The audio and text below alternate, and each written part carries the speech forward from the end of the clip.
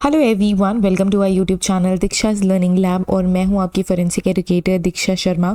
आज की वीडियो में हम जो क्रिमिनलिस्टिक बुक है जो कि रिचर्ड सेफरस्टीन ने लिखी है उसके नेक्स्ट टॉपिक को डिस्कस करने वाले हैं। सारे के सारे इंपॉर्टेंट पॉइंट्स हम डिस्कस करेंगे। इस बुक की समरी हम क्रिएट कर रहे हैं। पिछली 2 वीडियोज़ में हमने 2 टॉपिक ऑलरेडी इस बुक के कवर किए हुए हैं। आज की वीडियो में हम नेक्स्ट टॉपिक कवर करेंगे। ओके, हमारा चैनल सब्सक्राइब नहीं किया है तो आपको हमारा चैनल सब्सक्राइब कर लेना है। एंड आप हमारे Instagram, Telegram and WhatsApp support number पे हमें कांटेक्ट कर सकते हैं।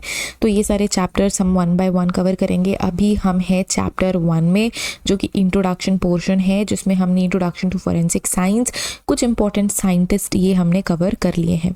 आज की वीडियो में हम डिस्कस करने वाले हैं टॉपिक जो कि रिलेटेड है डिफरेंट लैब से। अब इस बुक में जो है वो किसके परस्पेक्टिव में है, वो यूएस के परस्पेक्टिव में है, क्योंकि ये जो बुक है वो लिखी है रिचर्ड सेफरस्टीन में, जो कि इंडियन नहीं थे। सो आपको इसमें इंडियन फोरेंसिक लैब से रिलेटेड कोई इन्फॉर्मेशन नहीं मिलेगी। ओके, बट स्टिल कुछ इंपॉर्टेंट डेवलपमेंट्स हैं, इंटरनेशनल डेवलपमेंट्स हैं, जो कि आपको पढ़ने होते हैं और इस बुक में इन्फॉर्मेशन सारी आपको मिल जाएगी। ठीक है, सो आज की वीडियो में हम पढ़ रहे हैं क्राइम लेबोरेटरीज के बारे में। जैसे कि मैंने बताया, इंडिया के परस्पेक्टिव में आपको इन्फॉर्मेशन नहीं मिलेगी, बट सारी इंटरनेशनल परस्पेक्टिव्स मिल जाएंगे। Development of forensic science internationally. Okay, so crime laboratories की अगर हम बात करें तो सबसे ज़्यादा इंपॉर्टेंट क्या है, देखो ये बहुत इंपॉर्टेंट डेवलपमेंट थी क्राइम लेबोरेटरीज़ की। जो इंपॉर्टेंट इंडिविजुअल्स थे उन्होंने कंट्रीब्यूट किया और धीरे धीरे करके क्राइम लैब्स ओपन होने लग गए। तो सबसे इंपॉर्टेंट क्या है, crime labs in United States. So in 1932, देखो ये जो डेवलपमेंट्स और ईयर है ना, काफ़ी ज़्यादा इंपॉर्टेंट है और उसके पीछे जो भी इंडिविजुअल था वो भी इंपॉर्टेंट है। तो ये आपको नोट कर लेना है, शॉर्ट नोट्स बना लेना है। ठीक है, सो इन 1932 जो फेडरल ब्यूरो ऑफ इन्वेस्टिगेशन है, जिसे FBI कहते हैं, वो किसके डायरेक्टरशिप में डेवलप हुआ, जे एगर हूवर। ठीक है, इन्होंने एक organise national crime laboratory create करी जो कि फॉरेंसिक सर्विसेज प्रोवाइड करते थे सारे के सारे लॉ इन्फोर्समेंट एजेंसीज को और ऑर्गेनाइजेशंस को पूरे की पूरी कंट्री में। ठीक है, अब ये बहुत ही फॉर्मेटिव स्टेज था, धीरे धीरे डेवलप हो रही थी फॉरेंसिक साइंस। सो जितने भी इंपॉर्टेंट इंडिविजुअल्स थे वो क्या करते थे, कंसल्टिंग का काम करते थे, बिग बिजनेस एग्जीक्यूटिव थे, मैन्युफैक्चरर थे, साइंटिस्ट थे। उन्होंने सब ने मिलके क्राइम लैब को डेवलप करने की ठान ली थी और क्राइम लैब डेवलप करी थी। ठीक है, जो FBI लेबोरेटरी है वो दुनिया की सबसे बड़ी क्राइम लेबोरेटरी है। ओके, अब जो स्ट्रक्चर है, जो ऑर्गेनाइजेशन है, उसके ही बेसिस पे जो FBI का स्ट्रक्चरल ऑर्गेनाइजेशन है, जो सेटअप है, उसे ही पूरी दुनिया में लोग फॉलो करते हैं। मतलब जो FSLs है, CFSLs हैं, जो भी इंपॉर्टेंट लैब्स हैं जो कि फॉरेंसिक से रिलेटेड हैं, वो FBI के ही स्ट्रक्चर और फंक्शन को फॉलो करते हैं। ठीक है, सो उसे ही रेफरेंस मान के FSLs काम करते हैं। ठीक है ना, opening of FBI forensic science research and training centre कब हुआ, 1981 को हुआ। कहाँ हुआ, यूनाइटेड स्टेट्स में हुआ। ठीक है, नेक्स्ट इंपॉर्टेंट क्या है, जो सबसे पुरानी फॉरेंसिक लेबोरेटरी यूनाइटेड स्टेट की, वो लॉस एंजलिस पुलिस डिपार्टमेंट ने क्रिएट करी थी 1923 में, और उसको किसने हैंडल करा था, अगस्ट वॉलमर ने करा था। ठीक है, ये पुलिस चीफ थे वहाँ के, कैलिफोर्निया के। इन 1930s जो वॉलमर थे उन्होंने क्या करा था, US university institute of criminology and criminalistics university of California में बहुत इंपॉर्टेंट कॉन्ट्रीब्यूशंस किए थे। ठीक है, इसके बाद जो पॉल किर्क थे, जो कि बहुत ज़्यादा इंपॉर्टेंट है फॉरेंसिक के फील्ड में, काफ़ी इंपॉर्टेंट डेवलपमेंट्स इन्होंने कराई है। ब्लड स्टेन, जो ड्राइड ब्लड स्टेन होता है, उसके एग्जामिनेशन में कंट्रीब्यूशन इनका बहुत मार्केबल है, पॉल किर्क का। और ये सेलेक्ट हुए थे as a head in the criminalistics department. ठीक है, बहुत सारे ग्रेजुएट्स थे स्कूल के जिन्होंने कंट्री के डिफरेंट एरियाज़ में जाके फॉरेंसिक को डेवलप करने के लिए एंड फॉरेंसिक लेबोरेटरीज में अपना कंट्रीब्यूशन दिया था।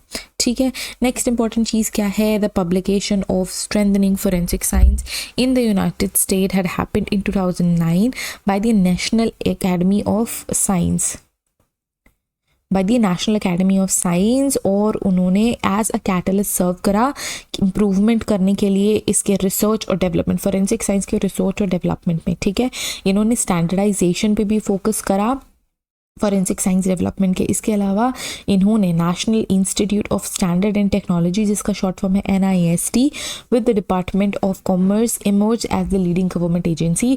सो US में NIST कॉमर्स डिपार्टमेंट के साथ ऑफ कोर्स मर्ज था, but as the leading government agency ये डेवलप हुए, ठीक है, और बेसिकली फॉरेंसिक साइंस ही डेवलप हो रहा था। अब जो ये NIST है उसका एसोसिएशन था OSAC से। यहाँ पे देखो OSAC, अब ये OSAC क्या है? Organisation of scientific area committees. ये एक तरीके की सीरीज ऑफ कमेटी थी जो कि स्टैंडर्डाइजेशन फॉरेंसिक प्रैक्टिसेस को क्या करते थे? हैंडल करते थे डिफरेंट फॉरेंसिक लेबोरेटरीज में, ठीक है। NIST और क्या करता था? एक्टिव फॉरेंसिक रिसर्च प्रोग्राम को भी कैरी करता था विद इन द इंस्टीट्यूट, ताकि डेवलपमेंट अच्छे से हो सके फॉरेंसिक साइंस का। और अभी जितना डेवलपमेंट हुआ है उसमें काफ़ी इंपॉर्टेंट कंट्रीब्यूशन NIST का रहा है US में। अब हम बात करेंगे इंटरनेशनल क्राइम लैब्स के बारे में, ठीक है। सो 1990s में जो ब्रिटिश होम ऑफिसर थे उन्होंने क्या करा था? ऑर्गेनाइज करा था फॉरेंसिक लेबोरेटरी को, फॉरेंसिक साइंस सर्विसेज को, जो कि एक काफ़ी इम्पॉर्टेंट सिस्टम था जो कि पुलिस एजेंसीज़ को क्या करती थी? हेल्प करती थी। बेसिकली फॉर एग्जांपल अगर मेरी कोई फॉरेंसिक साइंस सर्विस प्रोवाइड करने की एजेंसी है, पुलिस वालों को मेरी हेल्प चाहिए, तो मैं उनके लिए फॉरेंसिक प्रैक्टिसेस करूँगी एंड उनके लिए रिपोर्ट क्रिएट करके दूँगी और वो इसके बदले में मुझे पे करेंगे, ठीक है। एक तरीके से धीरे धीरे प्राइवेटाइजेशन होने लग गया फॉरेंसिक साइंस का, ओके। सो 2010 और 2012 में जो फॉरेंसिक वर्क था इंग्लैंड और वेल्स में, वो कॉन्ट्रैक्ट बेसिस पे और प्राइवेट सेक्टर पे चला गया। प्राइवेट सेक्टर मतलब फॉर एग्जांपल गवर्नमेंट इसमें इन्वॉल्व नहीं थी। जो फॉरेंसिक साइंटिस्ट थे वो क्या करते थे? वो काम करते थे गवर्नमेंट एजेंसीज के लिए, कि गवर्नमेंट एजेंसी मुझे अप्रोच करेगी, मैं उनका काम करके दूंगी फॉर एग्जाम्पल, ठीक है।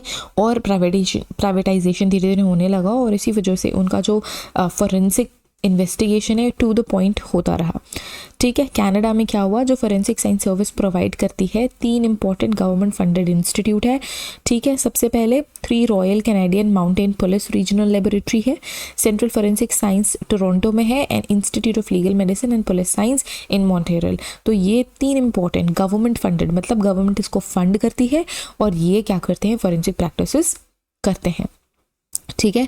जो रॉयल कैनेडियन माउंटेन पुलिस है उन्होंने सबसे पहले लेबोरेटरी रेजिना में ओपन करी थी इन 1937, ठीक है। ये कुछ इंपॉर्टेंट डेवलपमेंट्स हैं। और ऑर्गेनाइजेशन ऑफ क्राइम लेबोरेटरीज, ये जो पैराग्राफ है इसमें बहुत ज़्यादा आपको कुछ इन्फॉर्मेशन नहीं मिलेगी। ग्रोथ ऑफ क्राइम लेबोरेटरीज एक तरीके की स्टोरी है, फ्यूचर चैलेंजेस आप गो थ्रू कर सकते हैं, बट इसमें कुछ इंपॉर्टेंट नहीं है। डायरेक्ट हम आएंगे टाइप्स ऑफ क्राइम लेबोरेटरीज में, कितने तरीके के टाइप्स होते हैं। तो सबसे पहले फेडरल क्राइम लेबोरेटरीज। अब ये फेडरल क्राइम लेबोरेटरी क्या है? FBI, department of justice. जो FBI है उसका डिपार्टमेंट ऑफ जो जस्टिस है वो मेंटेन करता है लार्जेस्ट क्राइम लेबोरेटरी वर्ल्ड का। ये हम दोबारा पढ़ रहे हैं, पहले भी हमने ये देख लिया, ठीक है। इसके अलावा जो FBI है वो फॉरेंसिक साइंस सर्विसेज प्रोवाइड करती है, जो कि कहाँ लोकेटेड है? क्वांटिको में लोकेटेड है, वर्जीनिया में। इसके अलावा नेक्स्ट इंपॉर्टेंट पॉइंट क्या है इससे रिलेटेड? जो bureau of alcohol, tobacco, fire arm, explosive है वो डिपार्टमेंट ऑफ जस्टिस के अंदर आता है और ये एनालाइज करता है एल्कोहल बेवरेजेस को, document relating to alcohol, fire arm, excise tax, law enforcement और वेपन्स को एग्जामिन करने का काम करता है। जो एक्सप्लोजिव डिवाइस है वो रिलेटेड है evidence to enforce the gun control act 1968। देखो ये जो गन कंट्रोल एक्ट 1968 है ना, जैसे कि आपको पता है इंडिया में तो आप यूजुअली जाके फायर आर्म या फिर गन्स नहीं ले सकते, बट बाहर के देश में ऐसा नहीं होता। अगर आप चाहें तो आप ऐसे जैसे आप शॉप्स में जाके शॉपिंग करते हैं वैसे ही फायर आर्म्स की शॉपिंग कर सकते हैं। इसी वजह से आप न्यूज़ में देखते रहते हो कि यहाँ पे फायरिंग हो गई, वहाँ पे फायरिंग हो गई, इसी वजह से होती है क्योंकि बहुत ही ईजिली अवेलेबल है फायर आर्म्स। इसी वजह से गन कंट्रोल एक्ट वहाँ के लिए लाया गया था, ओके। और ये एसोसिएटेड है गन कंट्रोल एक्ट से भी ना। ऑर्गेनाइज्ड क्राइम कंट्रोल एक्ट 1970 में भी ये इन्वॉल्व था एंड US जो पोस्टल इंस्पेक्शन सर्विस थे उसको मेंटेन करने का काम भी FBI कर रही थी, ठीक है। The defensive forensic science centre in the department of defence located in the state of Georgia that provides traditional forensic capabilities to support world wide criminal investigation across all military services. तो ये जो defence forensic science centre है वो defence के side पे काम करता है, जॉर्जिया में है, और ये ट्रेडिशनल फॉरेंसिक कैपेबिलिटीज़ को सपोर्ट करता है और वर्ल्ड वाइड क्रिमिनल इन्वेस्टिगेशन में हेल्प करता है, मिलिट्री सर्विसेज को भी सपोर्ट करता है। Next we have state and local crime laboratories, जैसे कि स्टेट फॉरेंसिक लेबोरेटरीज होती हैं, सेंट्रल फॉरेंसिक और स्टेट फॉरेंसिक, वैसे ही स्टेट और लोकल लेबोरेटरीज अलग अलग जगहों में भी होती है।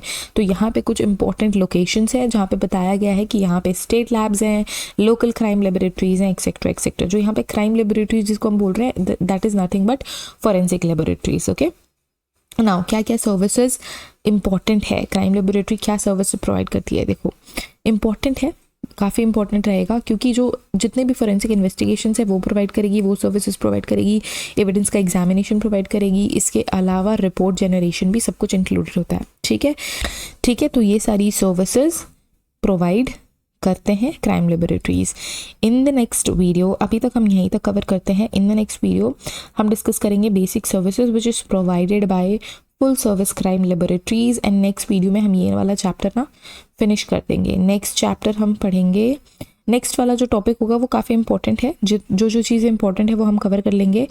नेक्स्ट चैप्टर देख लेते हैं कौन सा है। Next chapter next to next video में कवर करेंगे। Okay, next chapter the crime scene काफ़ी इंपॉर्टेंट है, इसमें काफ़ी चीज़ें हम कवर कर लेंगे क्राइम सीन से related. Okay, so processing of crime scene भी इसमें सबसे ज़्यादा इंपॉर्टेंट है। So next to next video, in the next video हम ये देखेंगे कि फुली सर्विस प्रोवाइडेड जो फोरेंसिक लैब्स होती हैं वो क्या क्या चीज़ें प्रोवाइड करती हैं। बेसिकली टॉपिक का नाम क्या होगा? टॉपिक का नाम होगा basic services which is provided by the full service crime laboratory, मतलब forensic laboratory. Okay, so I hope this lecture is helpful everyone. ये सारी की सारी बुक हम ऐसे ही वीडियोस बाय वीडियोस कवर करेंगे। इसकी मैं अलग से प्लेलिस्ट बना दूंगी। अगर आप पुरानी वीडियोस देखना चाहते हैं तो उस प्लेलिस्ट में आपको सारी पुरानी वीडियोस मिल जाएंगी। Thank you so much everyone for watching this video. Subscribe our channel, follow us on all the social media platform, stay connected for more such informative videos and lectures. आगे आने वाले time में हम और भी forensic की जो book है उनको समराइज करने वाले हैं। So stay tuned. Thank you so much everyone. See you guys in the next video. Till then take care, bye bye.